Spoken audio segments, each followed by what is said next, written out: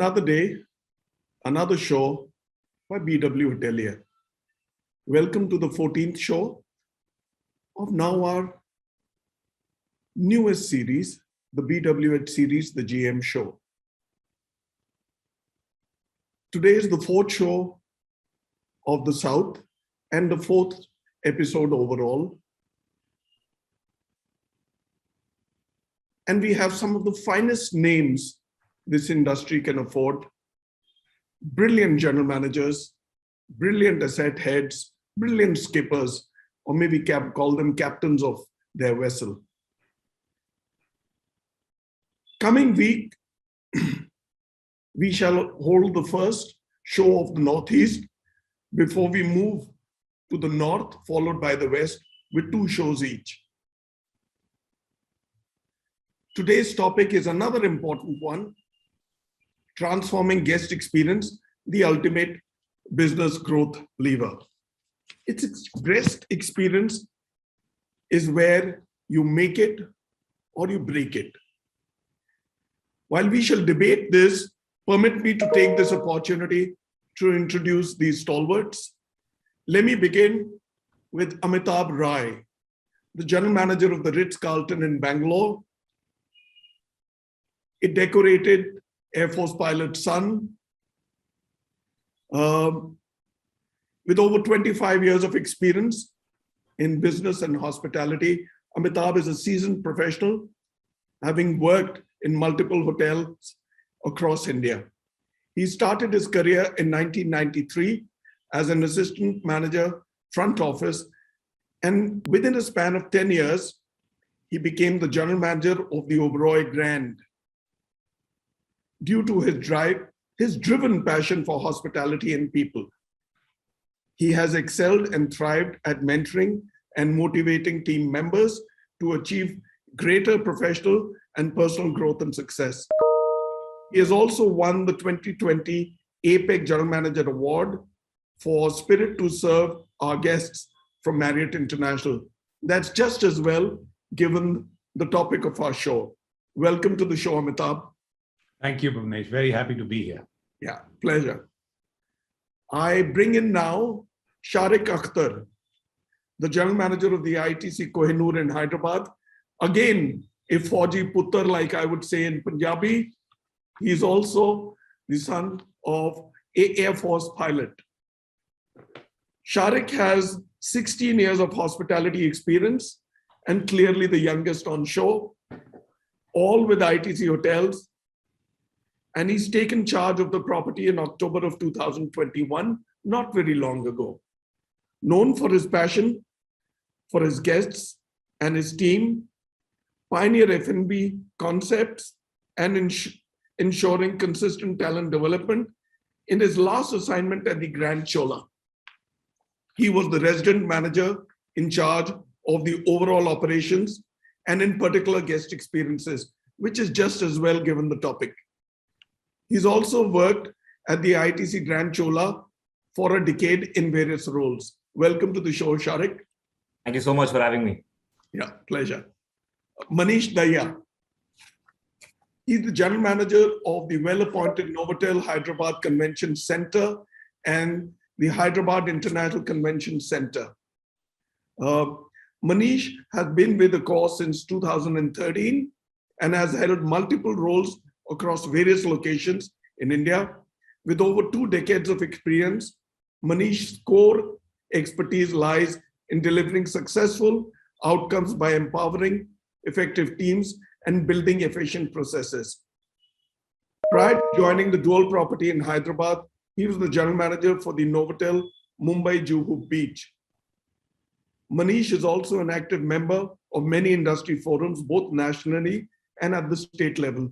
Welcome, Manish. Good evening, everyone, and such a warm welcome. Thank you. Thank you. Pleasure. And I now bring in his city counterpart, Rubin Cherian, also from Accord, who's the general manager of the NOVOTEL Hyderabad Airport. Rubin brings with him over 2 decades of domain expertise in hospitality, while serving in various key management positions across locations and verticals in the industry. He has been associated with Accord for over 18 years working in various hotels, including NOVOTEL Mumbai Juhu Beach, NOVOTEL and IBIS Bangalore Outer Ring Road, IBIS Bangalore Hosur Road, IBIS Hyderabad High Tech City, and now with the NOVOTEL Hyderabad Airport.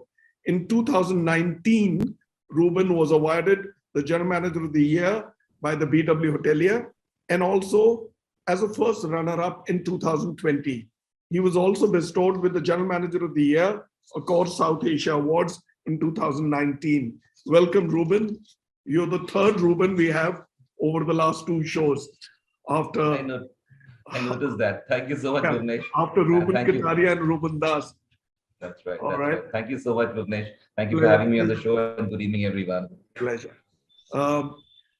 Next is Kunal Shankar, the Delhi NCR boy, who's the General Manager of the InterContinental Chennai, Mahabalipuram Resort. As you will notice, he's in a shirt because that's how they do it in resorts.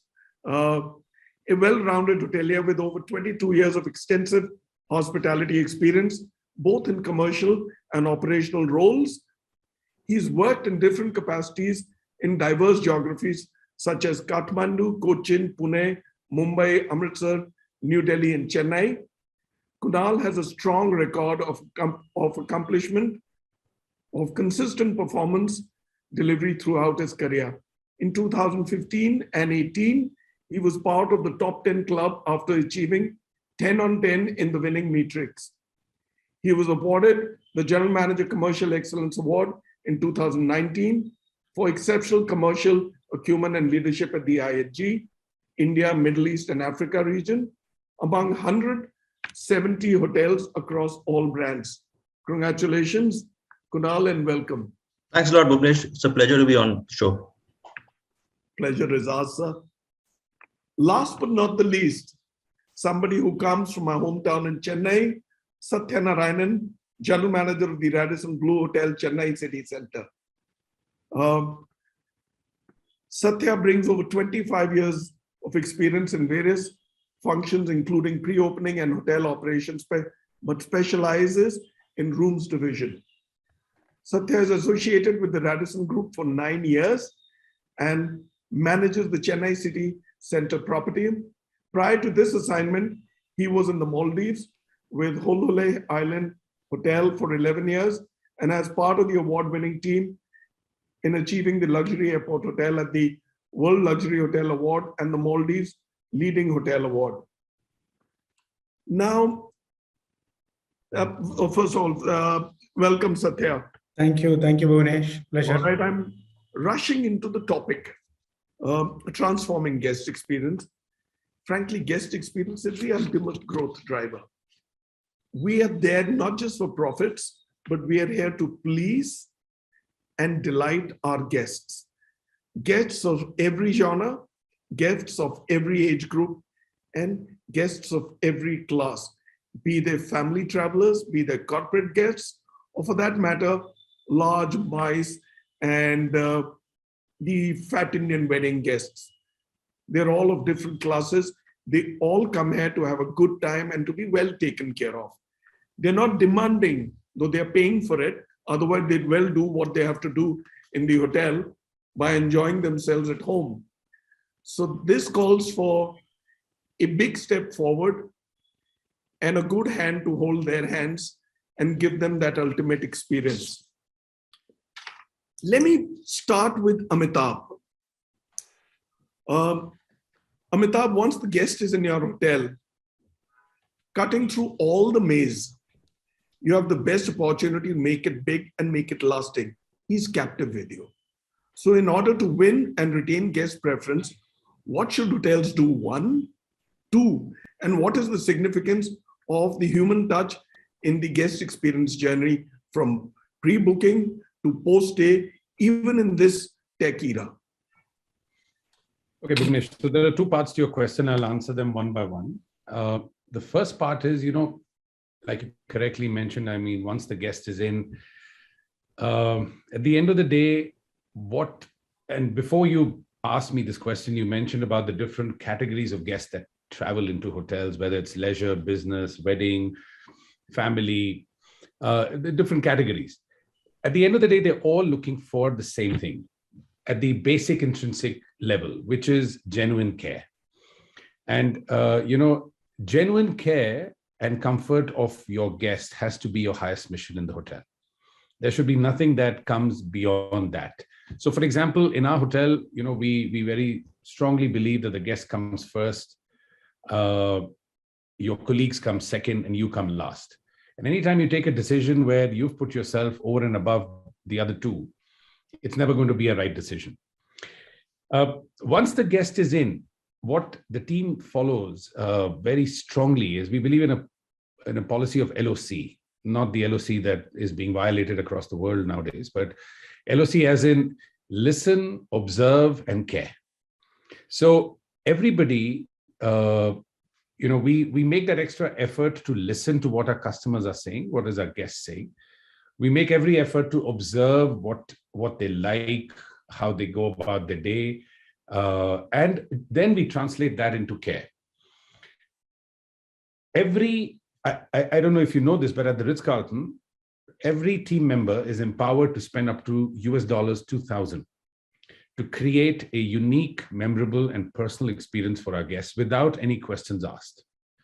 That's the kind of, empowerment that the team is given, wherein people actually do stuff, stories which whenever I will meet next, I can share with you, because I don't think I have the time to recite those, will actually give you goosebumps. What that does is it creates indelible memories. So when you've managed to create an indelible memory, you've managed to connect emotionally to a client, to a customer, to a guest. Next time when they are making a trip to your city, there is no way they are going to stay anywhere else. And that is what helps us command a premium, because they actually come back because they have got memories linked to their stay, before.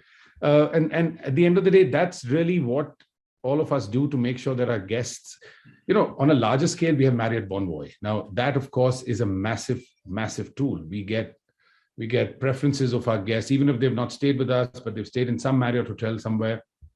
We know exactly what they like, what they don't like, what they eat.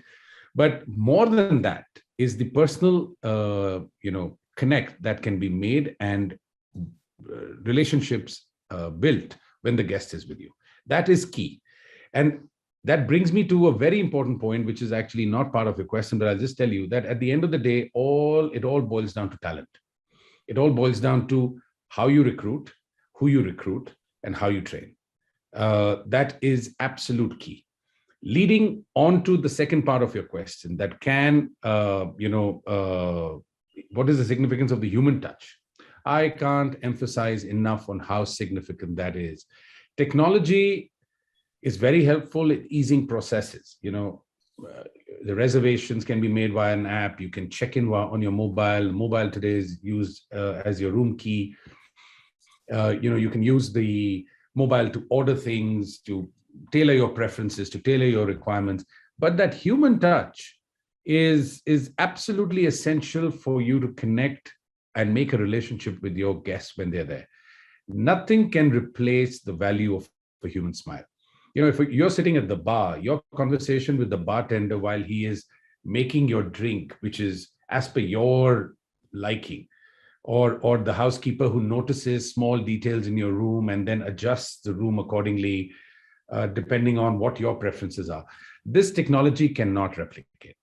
So in my opinion, I think both of them have to work hand in hand going forward. But the human touch is absolutely irreplaceable. How I agree with you. Let me just step back. We all have parents. We all have elders in the family. Not everybody is tech savvy, right?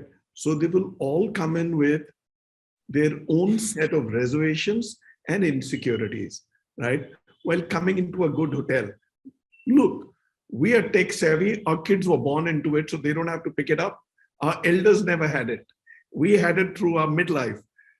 But having said that, my belief is we should do for the others what we would want others to do for us, right? So I think there is great learning in it to go out of the way. A mere holding of the hand a touch and feel actually puts them at ease and let them enjoy it. So yes, I agree with you, Amitabh. Thank you. Let me walk into my good friend Sathya Narayan's hotel in Chennai and put this question to him. Sathya, achieving guest satisfaction is of paramount importance. As operational heads of the assets, you must have a clear perception of the factors that provide positive guest experience, which will directly lead to increase in profitability and growth. Be it beds, bathing, F&B, housekeeping, front office, wedding and events, etc. I would be happy if you can please share your strategy to improve guest experience for your guests. Yeah, it's a good question, Bhuvanesh. See, basically, the guest experience plays a major role for any organization. We at Radisson, we believe in, delivering the memorable moments every day, everywhere, every time with an SICC attitude. So creating a memorable moment during their stay is definitely will enhance their stay experience with us. It can start right from, the time of booking the hotel, when they are trying to connect with us, to find out the, availability, and it starts from there, the connection. So from there onwards, it goes on and on. The moment they step into the hotel, we need to, ensure there is a quick turnover of time for their, arrival experience, and to have their pre-arrival requisites are all been met. So the first point of connection itself has to make a wow experience for them. And from there onwards, the journey will be more smoother, and, it will be an easy ride for them. Every single touch points, we need to concentrate, be it, at the restaurant or their meal elements, or, minute expectations from the housekeeping level. All that once you meet, the wow experience will automatically be there. And that will definitely transfer into, creating a profitability, and we can retain them back. When they are with us, create, small memorable moments, maybe, find out the occasion or what could be the offerings. See, especially here, my location helps us out in many ways. For example, we get a lot of guests from North and West and, SAARC countries and all that. They come down for medicals. So they stay here for 2 weeks or 3 weeks. So we make it a point to tailor make, like, like Garka Khana kind of thing, rather than giving them, a regular spread. The chef goes, meets, tailor makes for them, and, according to their taste, we give it to them, and they feel, oh, wow, this is the place, like, where we can definitely feel at home, and a word of mouth, the recognition level will come. So that will definitely will enhance their experience, be it, a wedding or other events also. We, give them the little extra mile, though we are at the city center place. We empower the team members to, do at their limit whatever they can do it to make them to be happy. So those are all the points I feel like, will add more value and to enhance their experience and to convert that into revenues, I feel. So yeah, wow. So wow, touch points, that personal experience, Ghar Ka Khana. Now, it doesn't take too much, right? It doesn't even add to your bill, but it adds to that emotional quotient, which makes a good connect. And why not? Exactly. Why not? Your own family is going to be a guest somewhere, and treat them as your own family. I agree with you, right? Ghar Ka Khana is like lifting it up to another level. Good one, Sathya. Thank you. Let me walk to the gentleman who comes from the city where my wife was born, Hyderabad, Rubin Cherian. Rubin, it must be understood, we are now face to face with a new world order where Gen Z has no loyalties. My kids have no loyalties, right? Most kids of their generation have no loyalties. And if at all, they take long to develop one and are also ready to shed loyalty and migrate to any uncharted that will provide breakaway experiences and deliverables.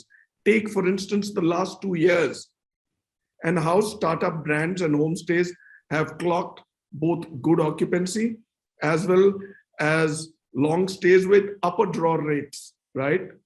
Or Delhi, Mumbai, and Bangalore has challenges with ADR, not these upcountry locations. Is that a new challenge?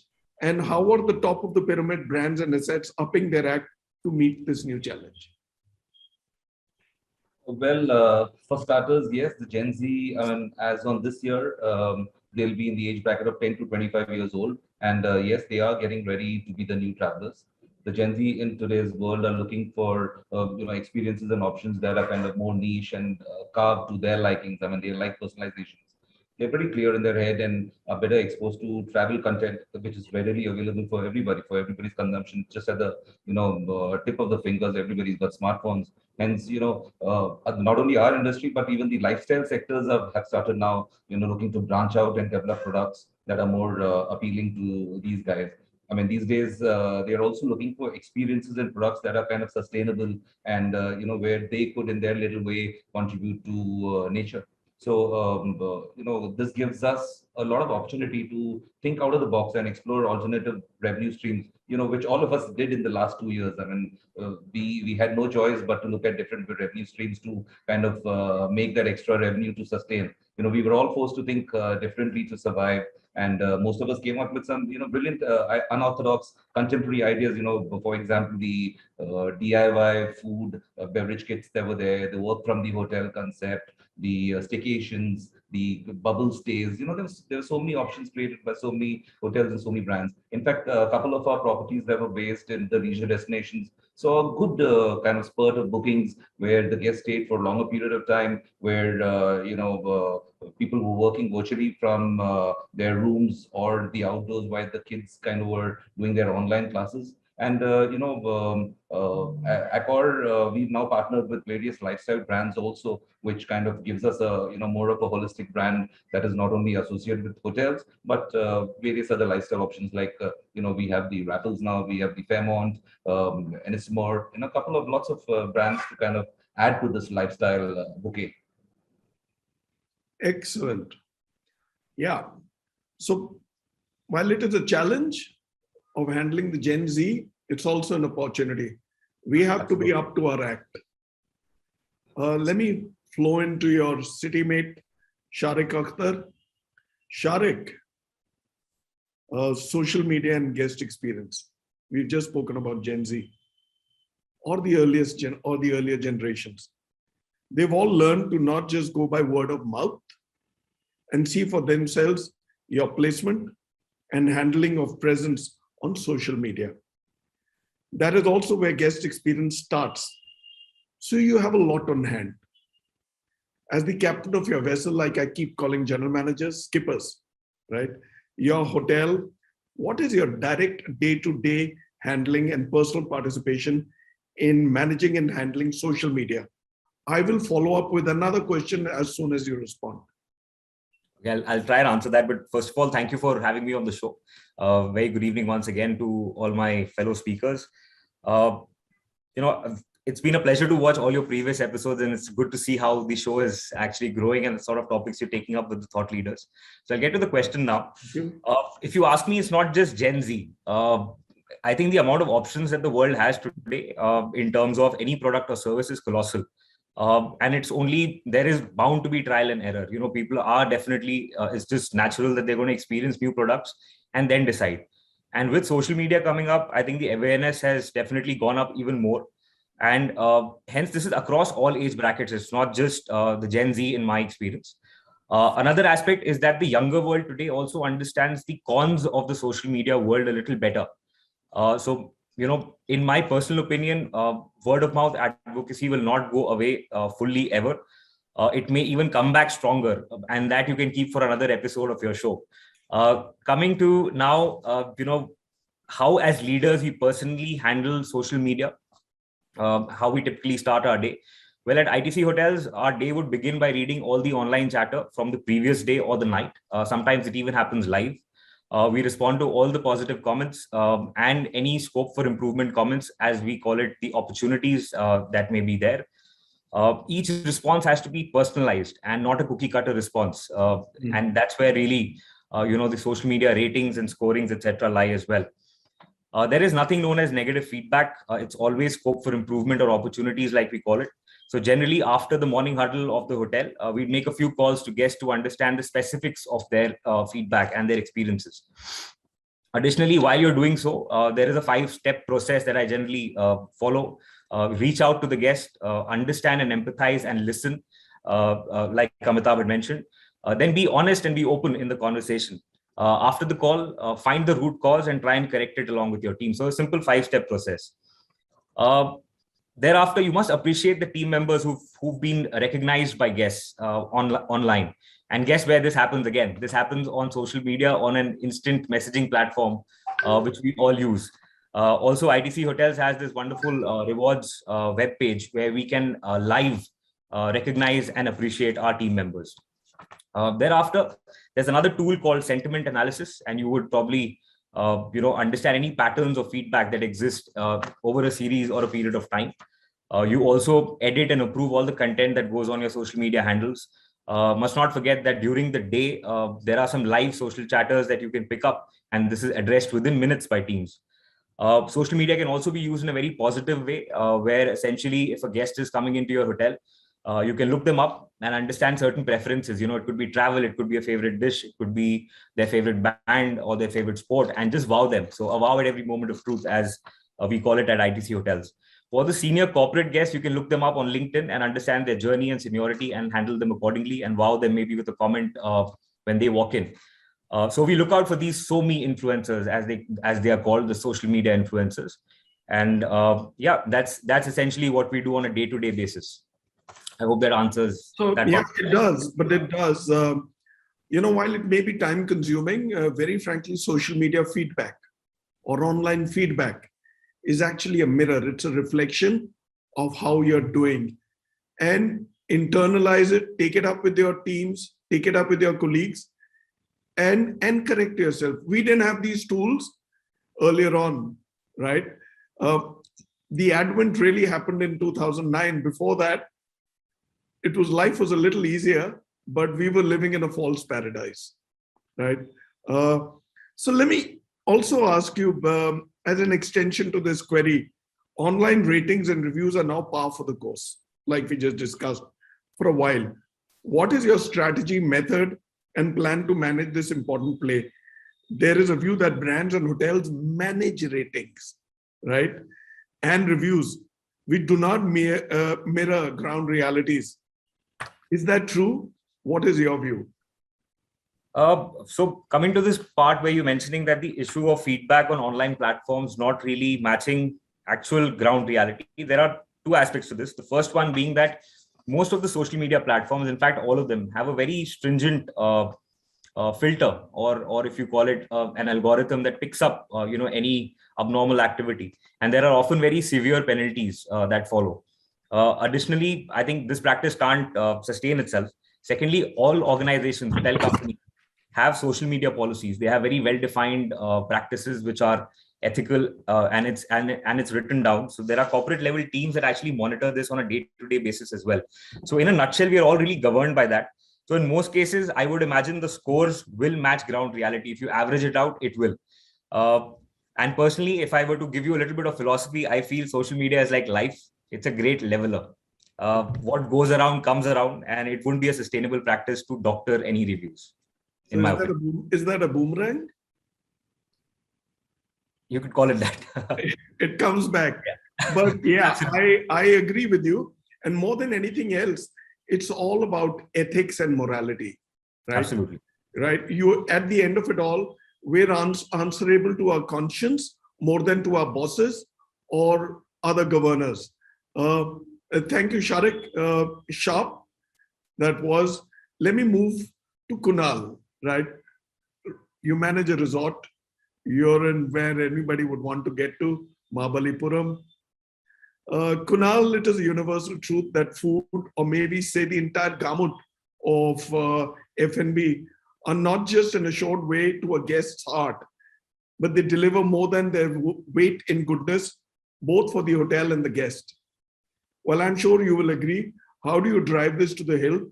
And what has been your experience in your hotel and during your long years in the industry? First of all, Bhuvanesh, good afternoon. It's a pleasure to be on the show. Thank you. Yeah. So, food and beverage is the heart of the hotel, and I haven't come across a successful hotel which does not have a great F&B experience. At the InterContinental Chennai, the food and beverage nearly comprises of 50% of the business mix that the hotel does. So food and beverage is called a very, very key part of the hotel. We actually compare APCs like in hotels, ADRs are compared, because our clients, what I call one of the main deciding factors in a resort, and especially for my resort, when they decide to choose me over another resort, is the perception of the overall food and beverage experience, because it's all available on social media. Guests advocate, they write, they recommend. So that's very, very successful, what I call, for me as a hotel. In terms of the guests, I think today the food, taste, presentation, and cleanliness is given. If you need to be competitive and you want to be in business, this is given. In terms of InterContinental, my mix of guests are Gen X and Gen Z, ZZ. Between 25 to 45, most of my guests come to the resort. And for them, it's about what they're looking at is unique and bespoke dining experiences. They're looking at experimental cuisine. They like to try new stuff, more interactive experiences. So what we've done at InterContinental is that we have created some hallmark experience in terms of food and beverage, because most of our guests are captive, and so we have a signature InterContinental brunch that we do every Sunday. We have one of the best specialty restaurants, Tower Peng, which competes with not only hotels in Mahabalipuram in Chennai. So that draws a lot of, besides the in-house guests, a lot of walk-ins. We have the facility to offer private elevated in-room dining experiences, because we get a lot of private groups post-COVID who would like to enjoy the experience in a close-knit groups. Beach dining experiences, the Kokomo Tiki Shack that we have, we provide great seafood cuisine for our international, local, and regional guests. And not to forget, we also have the option to provide healthy and wellness related food, elevated kids buffet zone. So in a resort, typically you come as a family, but people have different expectations. The children would like the food which is catered to them. The ladies would want a kind of an experience where they can hang around with other of their peers, and the evening could be a different experience, the lunch could be a different experience. So very, very competitive. The key word is captive. So little wonder, Kunal, that your contribution of F&B is as high as it is. Now herein lies a challenge for the ones in Bangalore or in the city to do that similar kind of treatment and increase the F&B share of their revenue. I shall now move back to Andhra, to Telangana, to whatever it is now, Manish, Dayya.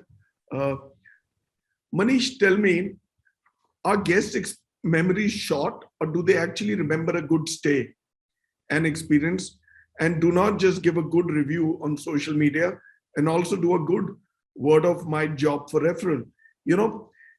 Imagine the youngsters are going to get you on social media, good, bad, or ugly, but the previous generation is going to do a good word of mouth. Both of them will.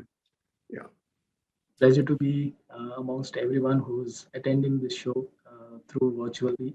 And I must say that to start or to begin your answer, I must say that we at NOVOTEL Hyderabad Convention Center and Hyderabad International Convention Center are used to hosting guests from various parts of the world, being an international convention center. However, as a post-COVID new normal, we had to rethink the wheel and introduce a host of new activities to make the hotel, which was known more as a convention-driven space, into one of the best leisure destination in the city of pearls. And what we have learned from different psychology is that if we want to retain guests, then merely a good or probably even an excellent service is not enough today, because of the ways in which the brain remembers is that we must create the moments of difference, and we at Accor call it the sparkle moments, which definitely differentiates the customers or the guest entire experience and journey.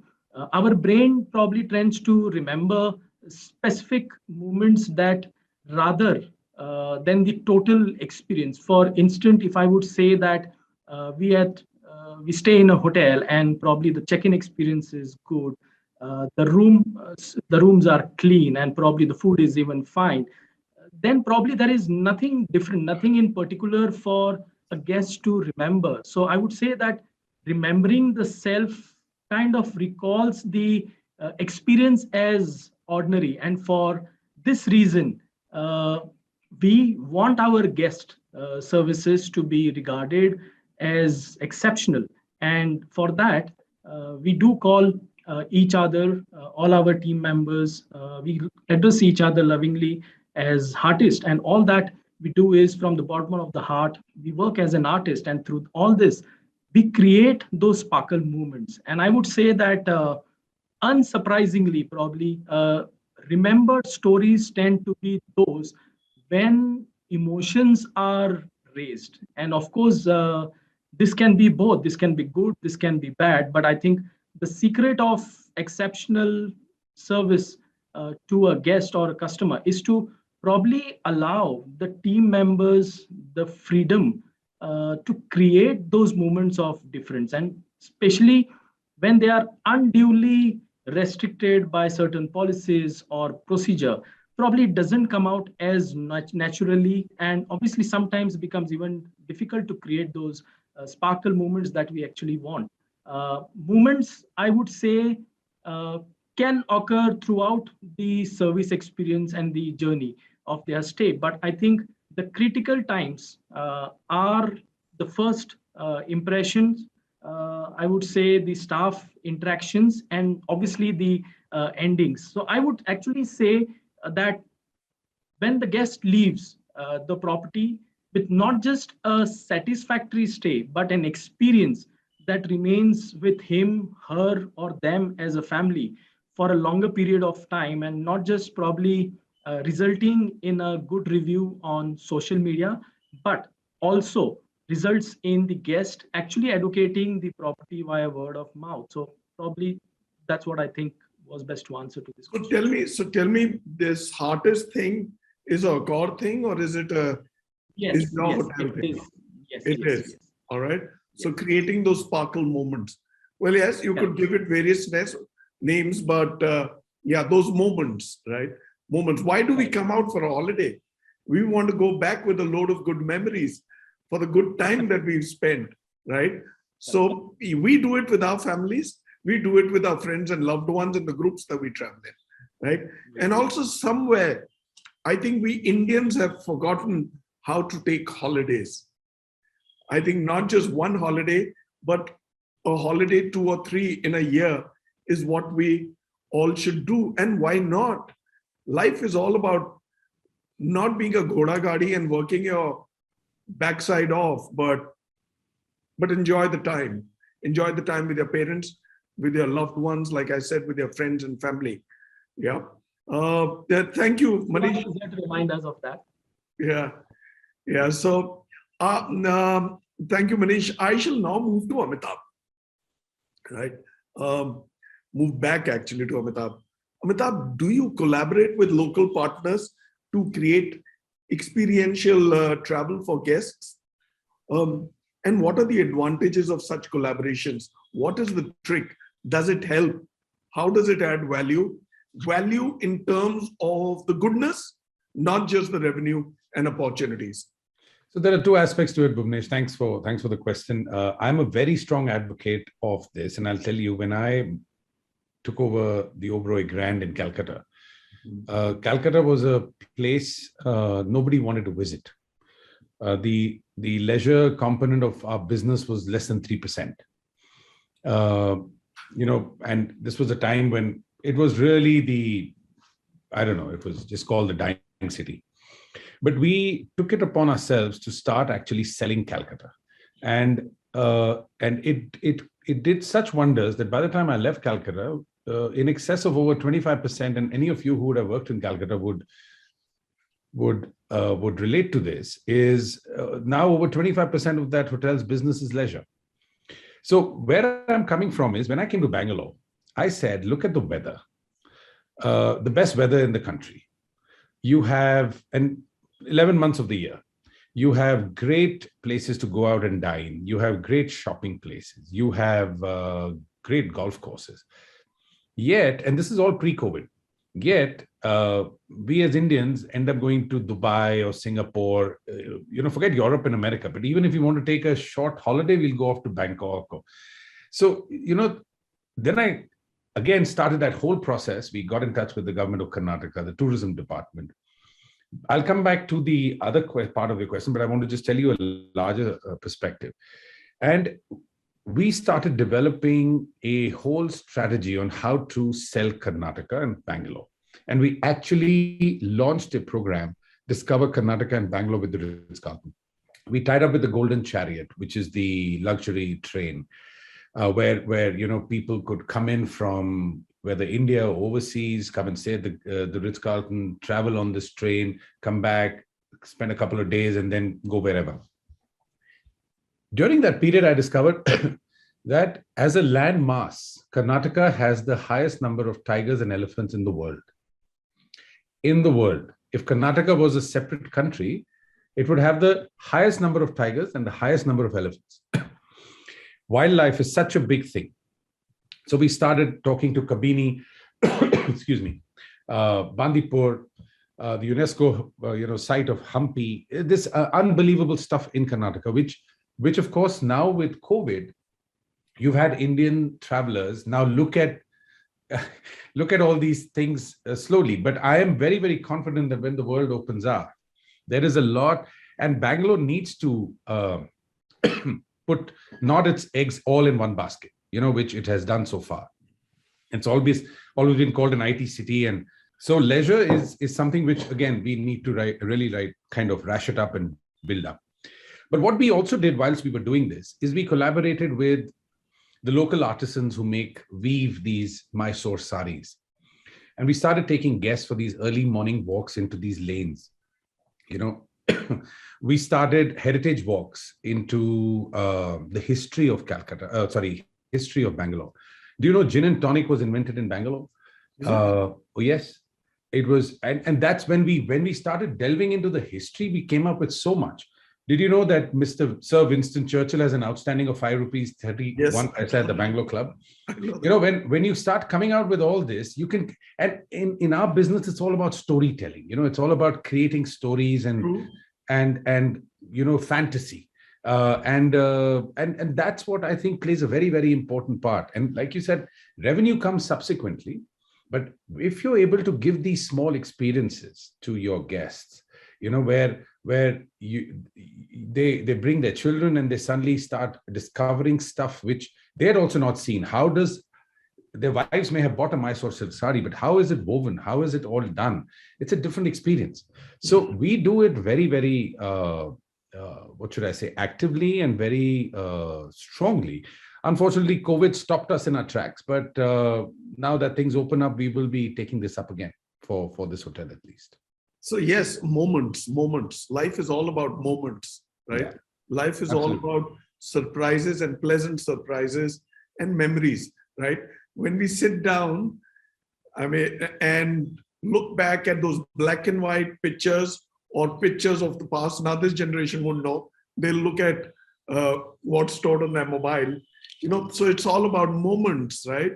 You look at your parents, both your Shaariq and your father, they were flying, other parents were doing other things. So those are moments. Having said that, each time we have a challenge, like the challenge of the last 2 years, lockdown, God also opens up an opportunity for India to discover India, right? I keep telling people India is an amalgamation of various countries, and it's a continent. Call it a continent, call it a culture. So we Indians, for some odd reason, in middle of 90s to late 90s, we discovered the world, but we forgot our own country. So good enough that the last 2 years have pushed them back to the lap of Mother India. Thank you, Amitabh, as always, very articulate with your responses. Let me move back to Chennai, to Sathya. Sathya, in your view, what is the impact on type of customer experience, be it cognitive, sensory, emotional, or for that matter now, social? It's a good one. See, basically cognitive, when you take, it is all becoming like, getting popularized with AI and all that. See, guests are connecting to us through various, touch points using multiple channels or media.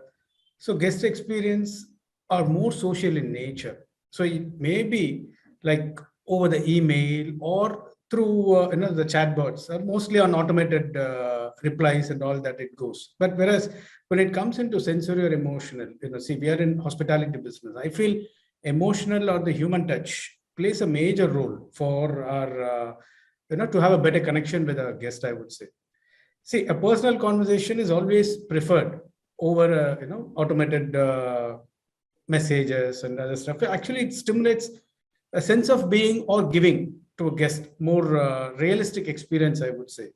See, this will make a long-lasting impression about us, and they become very loyal to our, the brand and properties. See, emotional and experience have significant effect on, guest emotional, physical, and sensorial elements, I would say.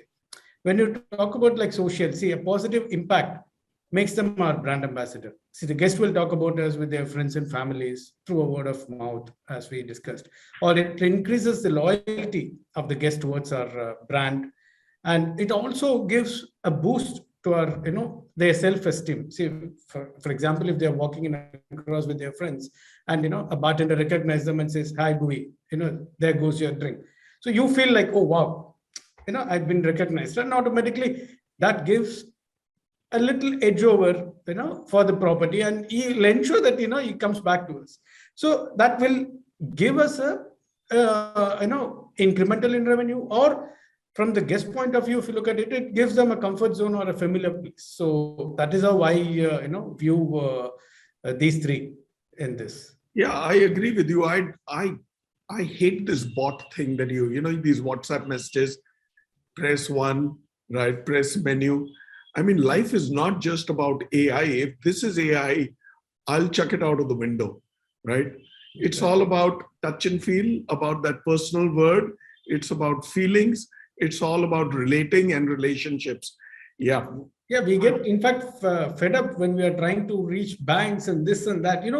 Half the time we lose our patience. We say, okay, thank you, enough. I'm not going to continue further. It's become a problem. Every time I go to a retail store and buy something, right, I have a WhatsApp message and a bot talking to me, right? Exactly. I mean, I'm barely discovering bot, but they're making me discover them, right?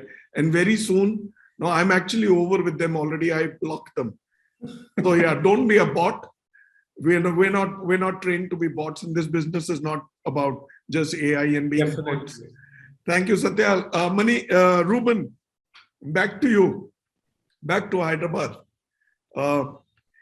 Rubin, we have a lot of choice, right? I mean, we, in the sense, you're going to be a traveler someday. Obviously, you may stay in a NOVOTEL, but step out, right? In your view, what makes a traveler choose one hotel over the other? And what role does guest experience play? Of course, the given is that they've been spoken about. They are aware about your hotel and other hotels. They've had their reviews. So they've made a conscious decision.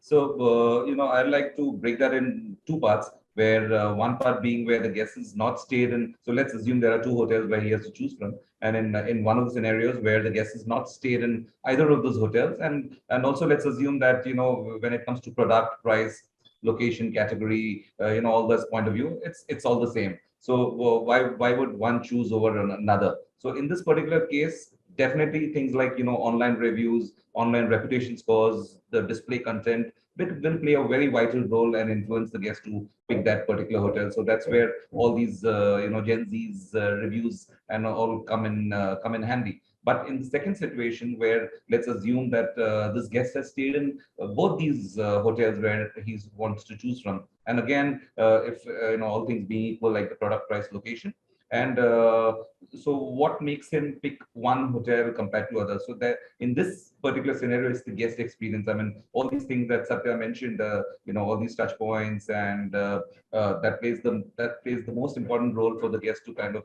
select a particular hotel. You being recognized, the loyalty memberships that one have, personalized services, attention to detail, the emotional connect one has with those guests. Obviously, the professional and courteous services that a pleasant team would offer the guests. So these are all basics to the industry, but they go a long way.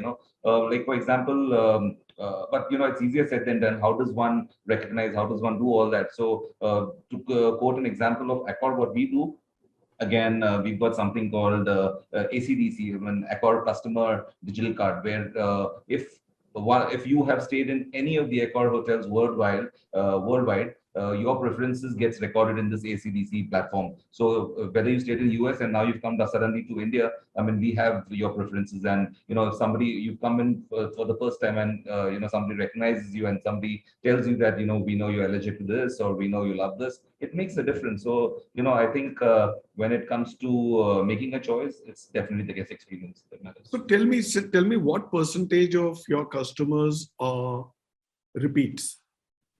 In our case, we've got a very strong loyalty program. I would say about 55 to 57% are repeats. Are repeat to the hotel or the brand? No, to the hotel. I mean, to the brand, I would say a good 65 to 68%. So that's interesting. Therein lies an opportunity to bring in more new guests, right? Absolutely. All right. Thank you, Rubin. Let me get back to you, Shaariq. Shaariq, tell me, to add value to the hotel and improve guest experience,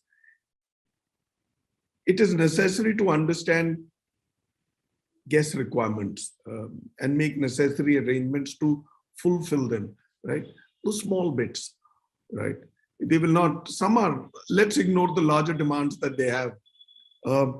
What are the methods that you adopt to understand guest requirements? Big or small, and how do you handle them without getting, agitated, if I was to say? Before we understand how we actually tackle the guest requirements, it's important to understand the guest journey overall. And the entire guest journey could roughly be divided into about 5 parts. The first one is, of course, the travel inspiration, which is the reason for travel. It could be business, leisure, it could just be a staycation, just go to meet a friend. Thereafter comes the next step of researching about the destination, the hotel to stay.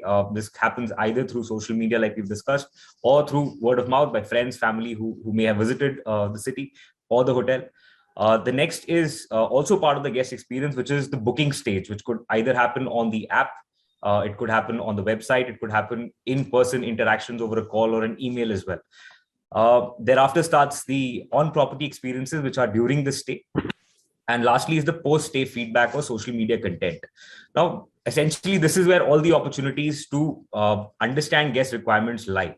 And if I were to answer your question in just one word of how we actually do it at ITC Hotels, it's a word called the Gemba. Gemba is actually a Japanese term, which means the real place or the site of action. So what you do is you put yourself in the site of action, do Gemba walks, and understand how things are actually happening on the shop floor. So how does one do it? You essentially identify an area which requires improvement. How do you know which area requires improvement? It could be either through voice of guest, or it could be through your own observations. You map the journey of this area. So whether it's a check-in or a breakfast experience or a restaurant table reservation, you see the touch points involved, interact with the team that's actually doing the job, right? Remember the site of action. That's what Gemba really means. And often, like you mentioned, the little details make the difference. You initiate improvements based on these ideas and suggestions that you receive from the teams on the shop floor or through your own thoughts. And once you make these changes, you monitor and track. So that's essentially how you would, tailor make your entire processes or your experiences at the hotel. with regards to guest experiences or requirements. But the age-old philosophy of the best practices, which are verbal feedback, are very, very critical, right? And often the shortest of conversations with guests can ignite the best ideas at the hotel. And age-old practices like meet and greet at the golden hour of breakfast, or the happy hour, or like we call a luxury hour at ITC hotels. And even a simple walk through the lobby just to meet a few guests can capture a lot of verbal feedback. And feedback, like they say, is the breakfast of champions. The more approachable you are, the more you'll get. What you do with it is totally up to you, but it leaves you with a lot of thoughts, and you can actually put them to use, as you go along and work to grow your business. Kunal, back to you. Is there a discernible difference between how a corporate guest stays, since you're in a resort, right? How many guests who come on a private family vacation from a behavior and expectation standpoint, if one was to talk about, and what guests look for as an experience, and do they rate both these stays? And if yes, do they rate them differently on deliverables? Also, the thinking being that a guest on a private vacation is a lot more relaxed, which is typically your case, and his needs are a lot different. Just unlock that. Hi, Bhuvanesh. So typically the guest is the same. The purpose of travel differs. So he could be traveling on work, that's a mission, or he could be traveling with his family on a leisure trip. So leisure trip could be traveling with a family or a group of friends, a social event, or a corporate retreat. So typically, if we are able to understand, manage, and exceed these expectations, we either create an impression or a great experience for either of the two segments. But the needs of the two segments, let us first understand that when a guest is on a corporate visit, so basically what does the corporate traveler require? He would make his choice based on the location of the hotel, efficiency of check-in, check-out, a great health club at the hotel where he could energize himself, availability of food and beverage space in the morning because he's in a hurry. He would spend less time at the hotel, and typically he would be an overnighter. So I think the most important aspect for what I call a business traveler, if all these conditions are met, is the responsiveness and how we are able to anticipate these needs. So that's an experience for a business traveler. Yeah. And also do address this be leisure, right? Yes. And in contrast, as I mentioned, the leisure traveler could be traveling. He could be traveling as a couple, a honeymoon couple, could be traveling as a family, as a group. But their requirement, what I called, is slightly different from a corporate traveler. So he would expect that the variety of experiences at the resort, in terms of the food and beverage, the variety of the food and beverage is very important. So a coffee shop and a restaurant may not suffice, but various options on food and beverage would be very critical. 95% of my guests, now I will come back to InterContinental Chennai, are leisure guests. So we have to create not only experiences, but also have those products which keep the guests engaged. So we have children, we have adults, we have,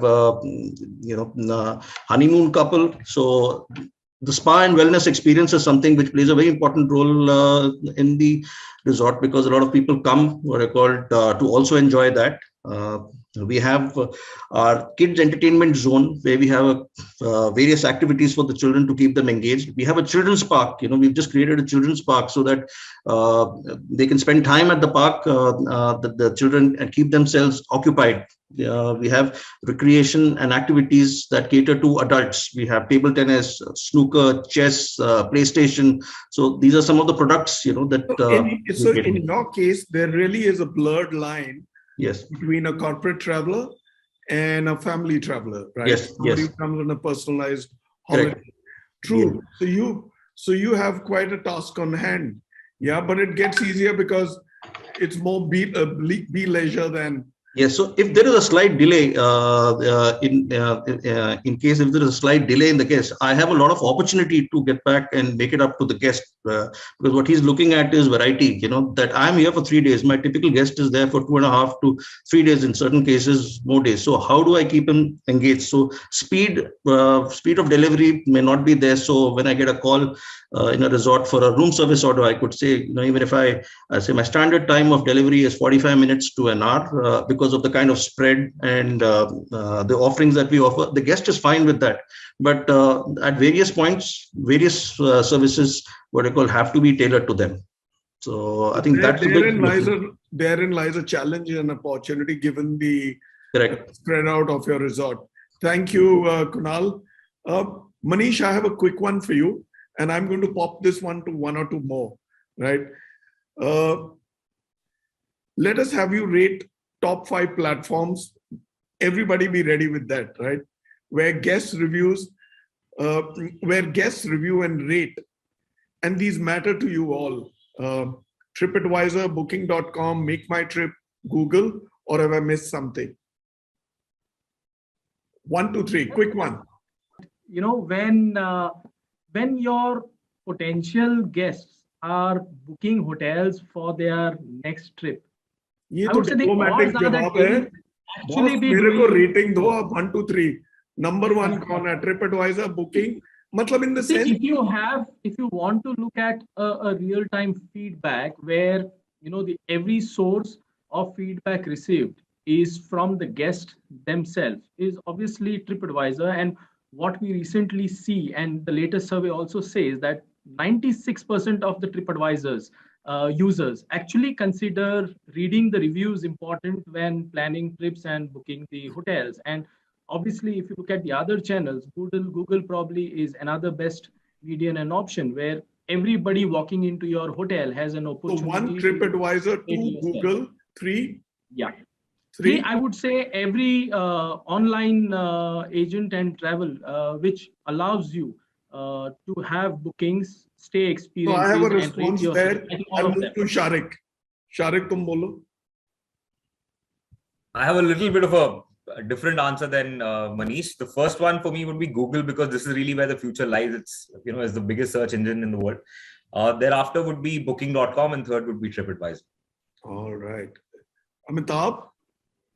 For me, would be Booking.com first, because whilst Google and TripAdvisor are extremely very important, but at this point of time, they do not mandate that anybody giving a review there should have used or stayed at your facility. There you are. So I honestly believe that the most genuine feedback, most authentic feedback, is what we get on Booking.com, and second would be Make My Trip.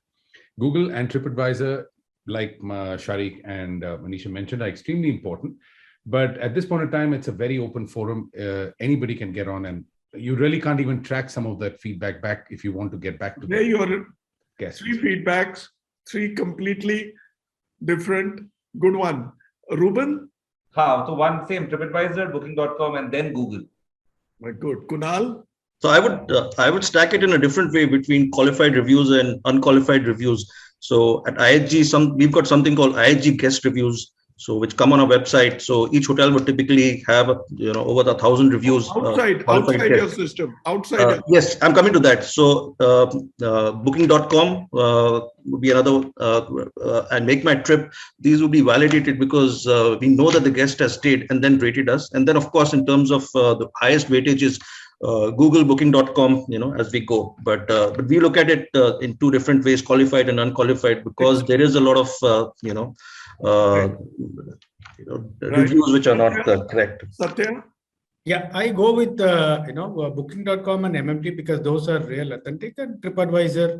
Plus, I would rate Google, the 4th place, because as rightly said, we are not able to track. So there we are. We have a clear flavor now. Booking.com, Make My Trip we had not listed, TripAdvisor, and of course Google. So it's important to take feedback, but take it from all of them and have a balanced approach. Excellent. Thank you, gentlemen. Let me move to Amitabh now. Amitabh, you're the boss. How do you design new experiences for your guests? Emotional impact on guests, eco-friendly guest experience like planting trees by a guest, or doing other such similar small things. Or they say the way to the heart of a human being is through food. Food-focused guest experience. Okay, so when it comes to the emotional part of it, like I mentioned in that first question that you had asked me, emotional is you can't really make any experiences which are emotional. I mean, these are on the spot, and you have to have the right people as part of your team who are trained to be able to spot how to connect emotionally with your guest and deliver experiences which that guest remembers for a very long time in their lives and keep coming back. So emotional is, you really can't create anything emotional, because then that doesn't really, but you've got to hire right, you've got to train right for people to be emotionally focused in creating that experience. When it comes to sustainability, we as a hotel have our own in-house water bottling plant wherein, we've finished with plastic. Yeah. On a larger scale, the organization is moving towards, removing these one-time use plastic toiletries, etc., etc. That is happening. But at a hotel level, we have a program called Ritz-Kids, where we deal with, that's basically meant for kids and children of our guests who are also our younger future guests. So we do a lot of stuff with them, wherein we take them across to Cubbon Park and take them through a day of understanding flora and fauna, connecting them to nature. We have a village, as part of Ritz-Carlton, we have something called a community footprint. So we do these things for the community. So as a team, as a hotel, we go out and do things, whether it is, so we've adopted a village. So what we do is, the food waste that comes, we compost it in-house, make in-house organic manure, take it to that village. So we take the kids down there, with the parents if they want to go. It's like a little, yeah. And the kids get to, today, Bhuvanesh, like you mentioned so many times, today's children don't even know what a tube well looks like, So when they get to see stuff like that and they get to touch, walk barefoot in those irrigated fields, it's a different high. That's how we connect them back to nature. In terms of food, so for example, our Sunday brunch at the Ritz, we don't have a buffet. So everything is pan to plate, and what we call slow, SLOW. So we tell our guests that you rush through your week. Now it's the time to slow down. Slow down, one, because connect to your inner self through food. And SLOW stands for sustainable, local, organic, wholesome food. Oh, very nice. Yeah. So everything is kind of locally harnessed. It's organic. Nothing is on the buffet. Everything is freshly made. So guests come in at 12:30, you sit till 4:30, there's music and food being made fresh for you. So those are the things that we kind of continuously do to, keep elevating the guest experience, connecting them emotionally through food, as well as through their children connecting into nature. How nice is that? Yeah. We'd always heard the devil lies in the detail. It does. I think the devil lies in basics, right? Taking them back to where we began from. Yes. Right? Like you said, tube well, or as we called it, the hand pump. Yeah. Right? In our days, right? Take them back to farms, let them dirty their hands, let them soak in all the experiences and let them come back. It's not just about being at a 5-star hotel, be it a resort or a business hotel. It doesn't take too much for you to get into the skin of a guest in a positive manner and elevate what they will take back. Excellent. Amitabh, I'm surprised. I'm going to talk about this slow with you when we meet. Sure. And do that walk to the Cubbon Park. You people are so spoiled for greens in Bangalore and great weather. True, You were saying something. My last and final question goes to Manish Dayya. Manish, last but not the least, have you or your corporate HR link transform guest experience and guest reviews and ratings to employee appraisals, right? And ratings. And if yes, what is the result? Very briefly, We have to shut off in 120 seconds. Okay, so an absolute answer is yes, because the guest experience at any hotel is the impression your hotel has on any guest across every stage of their journey. And I would say multiple touch points factor into the guest experience, and these touch points occur on a cross-functional basis, and it's a vital for all the businesses, but especially very important when it comes to the hospitality industry. In fact, I would say a great place to work.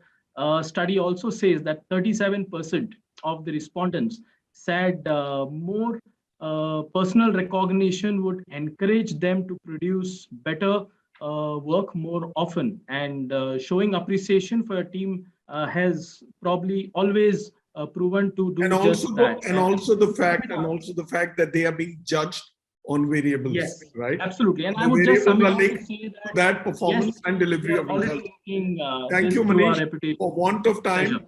we'll now get into the closing. We actually overcomplicate things rather than go to the basics. I think guest experience is all about taking those moments back, and how do we make those moments happen, and take care of every genre of guest and their experience, be it our parents, our peers, or the generation after. Having said that, thank you so much. I'll briefly introduce the show next week. We're going to the Northeast for the first time on the 3rd of March, Thursday again. This show is every Thursday. There are 5 or 6 shows to go before we lock the series till we come back next year. The show next week is Northeast, the big frontier to conquer, getting the domestic traveler there. Yep. Thank you, Amitabh. Thank you, Sathya. Thank you, Rubin, Kunal, Manish, and Shaariq, the youngest one on the show. It's been a pleasure bringing you to the legion of followers of BW Hotelier and the legion of each one of you's followers, right? Thank you for being there. We shall soon have you back again. It's been a pleasure hosting you all.